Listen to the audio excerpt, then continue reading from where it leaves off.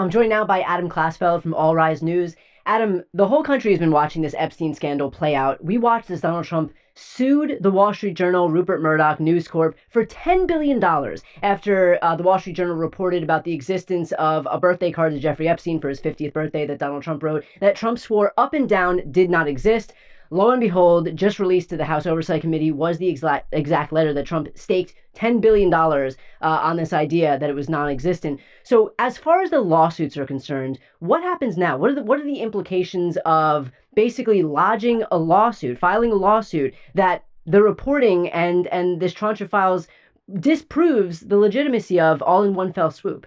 Well, one of the most astonishing aspects of this, Brian, is that the White House is already saying that they're going to continue to pursue the litigation. And they're still claiming that this letter is not genuine. Now, even though this came from Epstein's estate in a subpoena to Congress, that we've all seen it. And not only is that the case, the Wall Street Journal, when they published this letter today, they did a handwriting analysis and showed that it was entirely similar to letters that Trump had written to George Conway and Hillary Clinton in the same signature, same typeface. So if they keep pushing this in federal court, and I haven't seen anything on the docket, maybe this is just bluster from the press secretary. There's definitely folks wondering in the legal community whether they will be courting sanctions. If that were to happen, the Wall Street Journal would have to file a sanctions motion and it would be adjudicated. And I will say there's some precedent of this happening in Florida because remember, Trump and Alina Habba were sanctioned for filing a frivolous lawsuit in federal court in Florida not all that long ago. Is this a situation where the judge will be able to see all of the overwhelming evidence against Donald Trump, whether it's the handwriting analysis that they did, judging his signature on this Epstein piece against his signature in numerous other instances? Like, is this something that the judge is going to be able to definitively rule on at the end of the day? Absolutely. I mean, the Trump administration is trying to, well, Trump himself is has thrown down the gauntlet. He has put a federal lawsuit, and that lawsuit makes certain claims like there is no such letter. Now they're going to have to explain why a 200 plus page birthday book from Jeffrey Epstein has this letter that it was in the estate of Jeffrey Epstein. That's the source of this letter that has now been public. It was given to Congress by a subpoena. How does he have an explanation for this? Because a court of law isn't Twitter. It's not X. You can't just say that fake news, it isn't real. You're going to have to provide some sort of explanation as to why the estate of Jeffrey Epstein had his signature on this letter with a typeface that he commonly used in the early 2000s. And a kind of flat denial isn't going to cut it. There are going to be depositions. There's going to be testimony under oath if it even gets that far. And think about how through the looking glass we are. Not only is he claiming that all of this, the provenance of the letter being in Epstein's estate, turned over to Congress, everything looking like his signature, looking like his typeface, being written in a style and language that he has been known to use. Uh, all of those details, he is claiming that the Wall Street Journal, because this is a standard for defamation, that they knew or should have known that what they were writing is false. So he's going to have to show not only that who are you going to believe, me or your own lying eyes? Yeah, He's also going to have to show that all of that is a $10 billion defamation suit, right. and it's getting more absurd by the minute. Adam, can you talk about who is responsible when somebody files a lawsuit like this? I know that you had briefly touched on the prospect of sanctions, and of course, we don't know whether sanctions are going to be on the table. It depends on what the attorneys for the Wall Street Journal opt to do.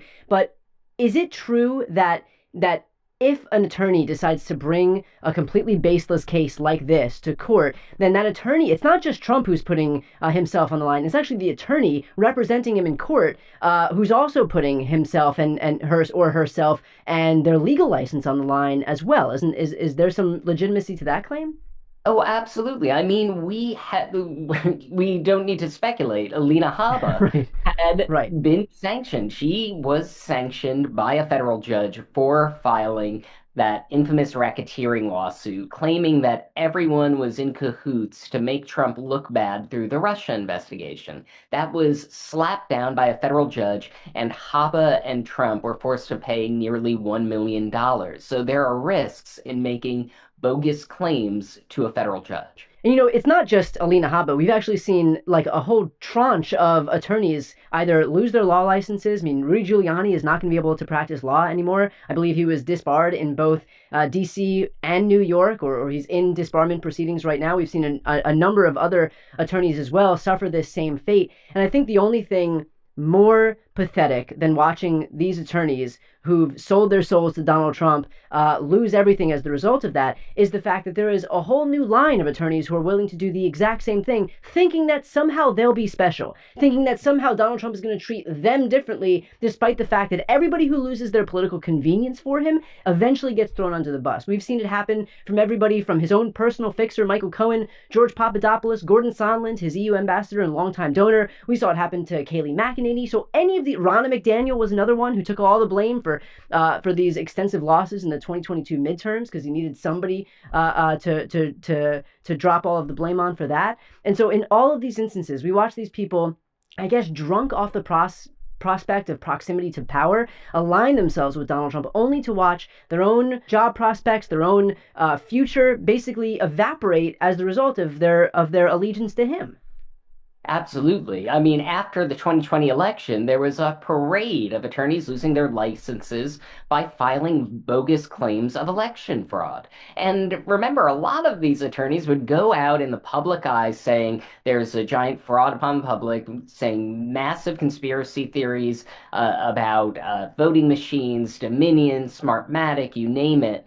And then they'd go into court and say this is not a fraud case. Here you have Alex Brito, the attorney who filed the lawsuit in Florida against the Wall Street Journal, making a claim that the letter didn't exist. Now you have the letter being submitted pursuant to a subpoena by Jeffrey Epstein's estate to Congress. It is out there. Everyone has seen it. And it's not just the isolated letter, it's part of a more than 200-page book, many parts of which have not been, the Wall Street Journal, when they broke this story, they reached out to people who weren't Trump, who submitted the letter, and they didn't dispute it. The only one who's disputing it is Donald Trump, and those denials get more farcical by the minute.